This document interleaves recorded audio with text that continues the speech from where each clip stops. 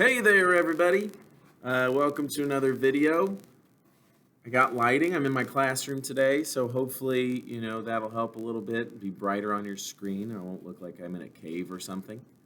But we're going to talk about the executive branch today. So we talked about the legislative branch in the last video. So that's Congress. That's Article 1 of the Constitution. This is Article 2 of the Constitution. It's not quite as long as Article 1. Still pretty long, still a lot of still a lot of responsibilities and jobs in there, but it's not quite as long as Article 1 because the founders thought Congress was kind of the most important. So this branch, the executive branch, who's in it, what is it, that's what we're going to talk about. Well, really, first I'm actually going to say, what is their job? Their job is to carry out laws. Executive, execute, carry out laws. So the legislative branch, Congress, is supposed to make the laws. They're supposed to carry out the laws. This branch is the president. And we'll talk about other people in a second. But it's basically the president. And there have been different presidents throughout history who have viewed it different ways as to whether they should be kind of making the laws or really putting their own twist on them, or whether they should really follow the letter of whatever Congress says. And a lot of presidents, for good and bad, by the way, have throughout history said, oh, there's no law, I can't act on whatever issue this is. And that can be good or bad. So that's kind of who we're going to be talking about today, the president. In the Constitution, it mentions the president and the vice president. But if you're talking about the modern executive branch, you got a lot more kind of coming, and I'm sorry. It's a big job. One person can't do it, right? Because our government does so many things. And so the president almost needs employees who you could argue are technically part of the executive branch.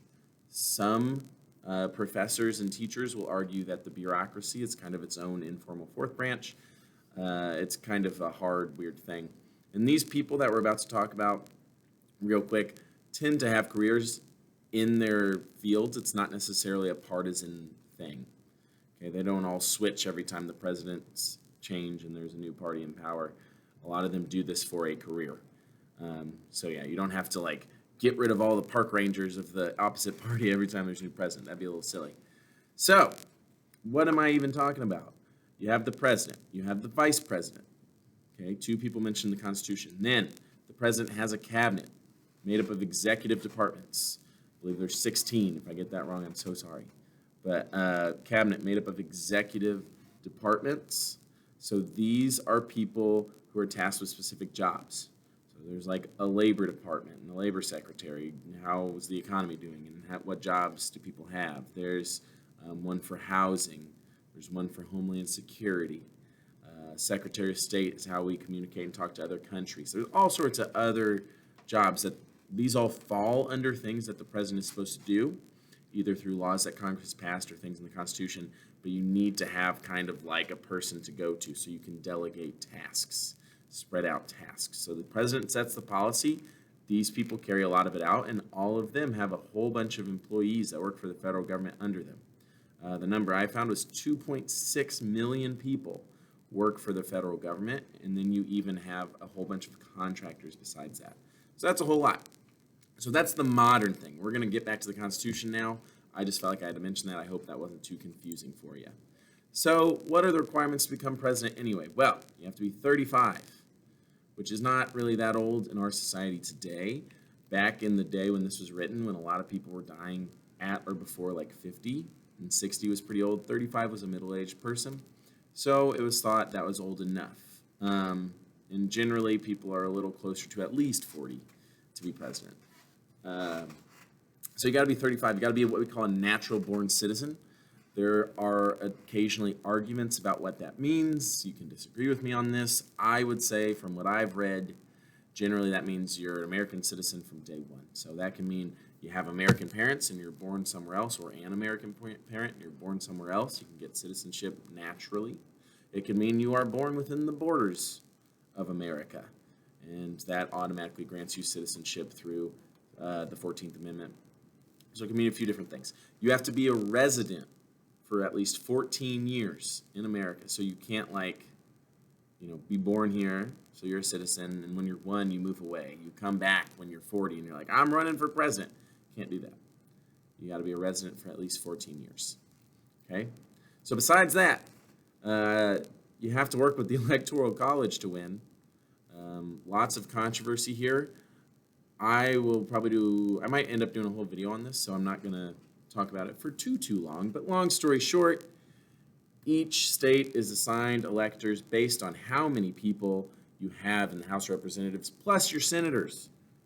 Mr. Gahn, that's kind of crazy that the legislative branch requirements then set the requirements to elect someone in the executive branch.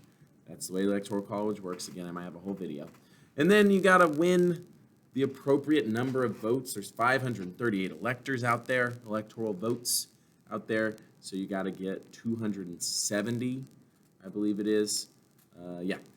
At least 270 to win. And that is what wins you the presidency. It doesn't matter how many people in the country vote for you. You win enough states and strategic places, you then can basically win the election. Not basically win the election. You just win the election. Electoral vote is what gets you in power. And yeah, popular vote does not count for president.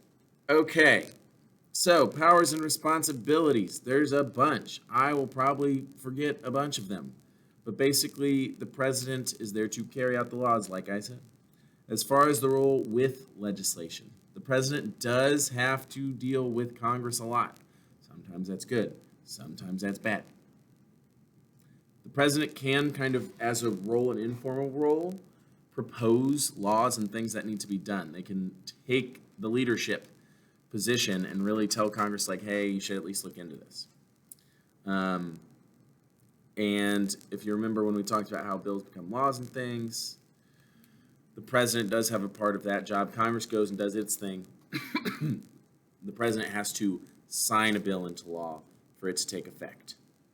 So if the president doesn't like something, they can veto that bill. It will never, or it won't become a law, and it will get sent back to Congress. It is possible to override a veto, but the president then can block certain things. So you do have this check on Congress where the president can block things from becoming laws. The president also has to appoint Supreme Court justices and just important judges in general. So that means that they then also have a role to play, I guess you could say, in the judicial branch. They do have to do stuff with the judicial branch because they're deciding who's in it. So those judges generally serve for life. So that can be a really, really big legacy for a president.